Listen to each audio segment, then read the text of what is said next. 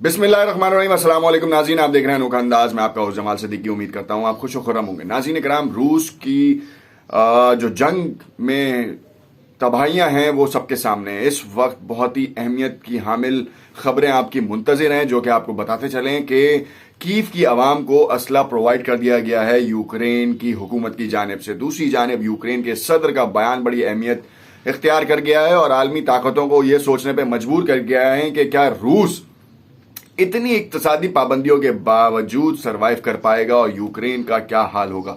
क्या बेलारूस की साइड से भी जो फौजी ताकतें हैं वो बाकायदा तौर पर यूक्रेन को चारों शाने चित करेंगी। नेवल फोर्सेस के ऊपर क्या किया जाएगा और बेसिस को जो उड़ाया जा रहा है उसके बाद क्या ये पॉसिबल है कि यूक्रेन डीमिलिटराइज हो गया है या फिर रूस अभी भी तवातुर से कार्रवाइयां करेगा। आज सुबह से लेके अब तक 9 बजे तक की ये खबरें हैं कि 160 आर्टिलरी मिसाइल्स फायर किए गए हैं और ये बेसिस के ऊपर किए गए हैं। और जो सोने पे सुहागा सबसे बड़ी न्यूज है वो है न्यूक्लियर पावर प्लांट की। जो खबर कल हमने आपको दी थी उसमें सदाकत है, ताबकारी के असरात हो या फिर आप कह सकते हैं कि उस पावर प्लांट की रिबिल्डेशन के ऊपर के काम, उससे कहां के लोगों को खतरा है। दूसरी जानिब आपको ये भी बताते चलें कि आलमी रहनुमाओं का इस बारे में क्या मौकफ है, वो क्यों आगे नहीं आ रहे। जंग में झोंकने के बाद रूसी अवाम का मुजाहरा भी हुआ है, मगर यूक्रेनी अवाम जो है इस वक्त शदीद शशोपंज में मुब्तला है कि आखिर क्या उनका सदर सही था या उनका वजीर दिफा सही था या फिर रूस का मौकफ सही था और अमेरिका ने एक शातराना चाल के थ्रू उनको फंसाया है। एक और आपको खबर इसमें अपडेट करें कि क्या ईरान रूस का साथ दे रहा है या नहीं दे रहा। इसके हवाले से बड़ी ब्रेकिंग न्यूज है जो आपके साथ शेयर करेंगे। उम्मीद करते हैं आपने चैनल को हमारे सब्सक्राइब किया होगा। अगर नहीं किया तो बेल के आइकन को जरूर प्रेस करें, शेयर करें और इस वीडियो को पूरा देखें ताकि आपको रूस का तनाजा जो है वो आपको समझ में आ सके। क्योंकि ये कहानी आज की नहीं, सोवियत यूनियन के टुकड़े होने के बाद 1991 के बाद से ये चलती रही, लम्हा ब लम्हा चलती रही। पुराने वक्तों के जो रूसी लोग थे वो यूक्रेन में भी रहते थे। कीव मॉस्को से ज्यादा पुराना शहर है, शायद आपको इस बारे में इल्म ना हो। अब कीव जो पुराना शहर है उसके ऊपर जो है वो तसल्लुत अब रूस का होता दिखाई दे रहा है। यूक्रेन के सदर और वजीर दिफा के बारे में बात करेंगे, मगर यहाँ पे आपको छोटी सी अपडेट दे दें, और ईरान के बारे में बात करेंगे, मगर यहाँ पे आपको छोटी सी अपडेट दे दें कि यूक्रेन के पास इस वक्त जो एक्टिव पर्सनल कैपेसिटी है फौजियों की वो 2,09,000 के करीब है और रशिया को अगर आप देखें तो 9 लाख से ऊपर की है, तजावुज करती है। रिजर्व पर्सनल में 9 लाख के करीब जो है यूक्रेन के पास है और तकरीबन 2 मिलियन जो है वो रशिया के पास है। कोई कंपैरिजन नहीं है। आर्टिलरी में भी अगर आप 2,000 यूक्रेन के पास है और 7,500 से तजावुज करता हुआ आर्टिलरी का जो निजाम है वो रशिया के पास है। आम व्हीकल्स में भी जो ये 12,303 के करीब है और जबकि रशिया की तरफ देखें तो 30,000 के करीब है और आधे से ज्यादा जो है वो इस वक्त यूक्रेन के लिए मुख्तस कर दिया गया। बेलारूस की बाउंड्री से, बॉर्डर से लेके जो है वो उन्होंने यूक्रेन की बॉर्डर से अब तो अलग कर चुके हैं। 2 रियासतों को वैसे भी तस्लीम कर लिया गया है और देखना यह कि उनके मुस्तकबिल का फैसला क्या होगा। मगर जो सबसे अहमियत की हामिल बात है, लोग जो बात कर रहे हैं कि उनके पास अटैक हेलीकॉप्टर्स सिर्फ यूक्रेन के पास 34 हैं, जिसमें से 10 मार गिरा दिए गए हैं अभी के अभी अटैक हेलीकॉप्टर्स। और रूस उसने 160 हेलीकॉप्टर्स को जो है वो यूक्रेन की फिजाओं में भेज दिया है। ये इतना बड़ा नंबर है जिससे यूक्रेन किसी भी तौर पर उसका एयर डिफेंस सिस्टम जो है वो नहीं रोक सकता। जो उन्होंने मार गिराए हैं वो इंटरसिटी हैं। अब आप अगर डिस्टेंस करें तो थाउजेंड्स ऑफ किलोमीटर्स का जो डिस्टेंस है वो तय करके जो है वो कीव तक पहुंच चुके हैं और उसके बाद अगर इंटर डिस्ट्रिक्ट है, बॉर्डर एरियाज के ऊपर ऐसी कोई चीज नहीं है। रूस का एक स्टांस है, व्लादिमीर पुतिन ने शदीद तरीन लफ्जों में कहा है कि नेटो में शमूलियत के बयान के ऊपर जो है वो हमारी नहीं मानी थी।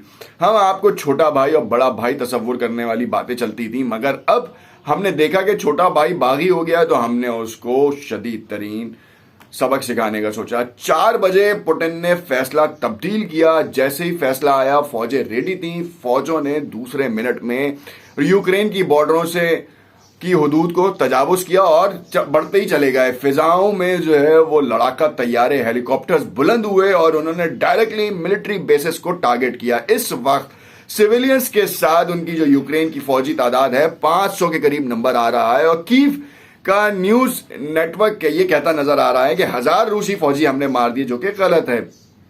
और तो बहुत से यूट्यूबर्स जो हैं वो फैक्ट्स एंड फिगर्स के बजाय कुछ ऐसे हकाइक के ऊपर बातचीत कर रहे हैं, जबकि अगर आप देखा जाए कि 10 अगर उनके रूस के हेलीकॉप्टर्स मारे गए हैं तो आप सिर्फ डिस्टेंस ही कैलकुलेट कर लें कि रूस की बॉर्डर्स या बेलारूस की बॉर्डर से जो भी अगर यूक्रेन में दाखिल हो रहा है तो कितने डिस्टेंस तक उनका एयर डिफेंस सिस्टम कहां था, क्यों नहीं रोका गया, क्यों उनके ऊपर जो है वो हिट नहीं की गई। आज जो 160 आर्टिलरी मिसाइल्स कीव में फायर किए गए हैं अननोन डेस्टिनेशन से, तो वो क्यों लोकेट नहीं हो पाए, उनका डिफेंस सिस्टम कहां है। ये सारी हकीकत खोलता है कि यूक्रेन की फौजी तबाही किस तरीके से।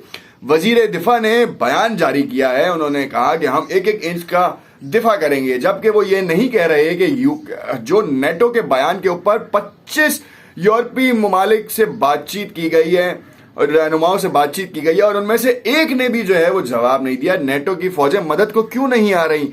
अमेरिका ने अपनी रैपिड रिस्पांस फोर्स जो 8000 की तादाद में तैयार की थी वो कहां है। सवाल तो ये बन रहा है। यूक्रेन के सदर का शिकवा है कि हमें जो है वो तनहा छोड़ दिया गया और इतने लाचार हो चुके हैं कि उन्होंने कहा, अपनी फौजों को पैगाम दिया कि जो जहां है जैसे है वो अपनी मदद के तहत जो है वो अपनी कार्रवाइयां करता रहे। अवाम में असला देने का मकसद ये है कि तबाही, वो ऐसी तबाही कि वर्ल्ड वॉर 2 के बाद वर्ल्ड वॉर 3 का कहा जा रहा है। CNN के एक मुबस्सिर की जानिब से यह कहा गया कि इस वक्त दुनिया में अगर कोई लड़ाई है तो वो सबसे बड़ी ये है, मगर मैं कहता हूं नहीं, सबसे बड़ी लड़ाई जो है वो हो चुकी है फलस्तीन में, अफगानिस्तान में, इराक में। ये वो नजर नहीं आया। वहां पे तो बम्बार्डमेंट करने के लिए सब पहुंच गए। कहां थे वो लोग? क्यों खामोश बैठा था यूक्रेन जब फलस्तीन में मामलात खराब थे, यमन में मामलात खराब थे, इराक में मामलात खराब थे, लिबिया में मामलात खराब थे? क्यों बैठा था? आज जब उसके ऊपर हो रहा है, लोगों के सवालात हैं कि आखिर ये क्यों नहीं बोलते थे मुल्क, आज क्यों नेटो आएगा या कोई दूसरा क्यों आएगा, चाइना क्यों आके इंटरफेरेंस करेगा। चाइना के बयान ने वैसी खुलबुली मचाई हुई है कि यूक्रेन के ऊपर जो हमला है या आप इसको हमला ना करें, ये कार्रवाई है रूस की और ये काम कर रहा है। और इसी को देखते हुए ताइवान के ऊपर चाइना भी दूसरा अटेम्प्ट कर रहा है और ये बहुत जल्द आपको पता चलेगा कि चाइना ताइवान को वापस ले लेगा और अपनी सरहदों में शामिल कर लेगा या अपने मुल्क का हिस्सा बना लेगा या सुपरविजन टेरिटरी में ले लेगा।